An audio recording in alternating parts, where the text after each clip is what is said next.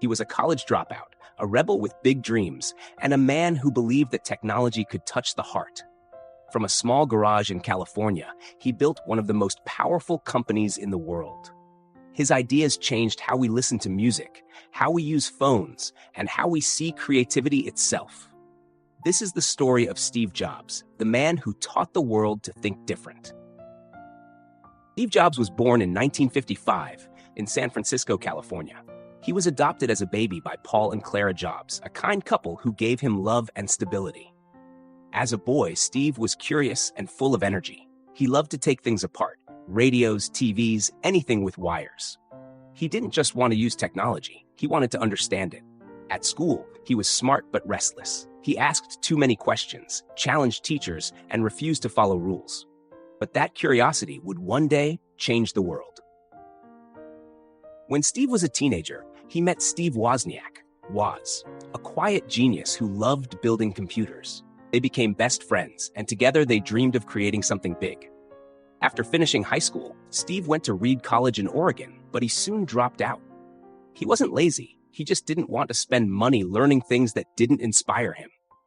He spent time sitting in on the classes he liked, like calligraphy, where he learned the beauty of design, a lesson that would later make Apple famous. In 1976, when Steve was only 21, he and Wozniak started a small company in his parents' garage. They called it Apple. The goal was simple: to make computers easy for everyone to use. Their first product, the Apple I, was built by hand. Then came the Apple II, a success that made Steve a millionaire before he was 25. But fame didn't make him comfortable. He wanted perfection. He wanted magic. In 1984, Steve introduced the Macintosh, a computer with a mouse and a screen full of beautiful icons. It was creative, friendly, and years ahead of its time. But not everyone at Apple agreed with his ideas. Steve's passion sometimes became too strong, and it caused conflict inside the company. In 1985, at just 30 years old, he was pushed out of Apple, the company he had built from nothing. It was one of the hardest moments of his life. But Steve didn't stop. He started a new company called Next and bought a small animation studio called Pixar. Pixar went on to create some of the most beloved animated films ever made: Toy Story, Finding Nemo, The Incredibles. Next didn't sell many computers, but its technology was brilliant. And in 1997, Apple bought Next, bringing Steve Jobs back home. He returned as Apple's CEO, and this time, he was wiser, calmer, and even more creative. Then came the golden era. In 2001, Apple launched the iPod, a tiny music player that fit thousands of songs in your pocket. In 2007, Steve introduced the iPhone, a device that changed everything: the way we talk, work, shop, and live.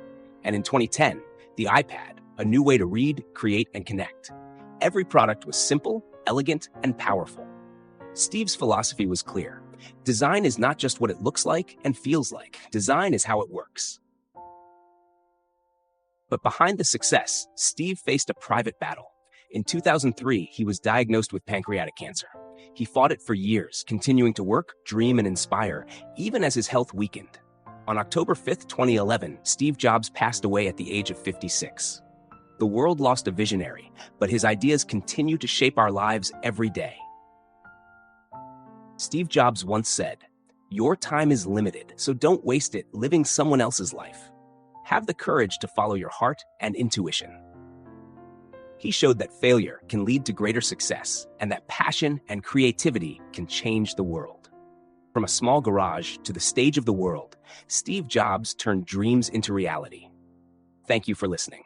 If this story inspired you, please like, share, and subscribe for more simple stories about people who changed the world.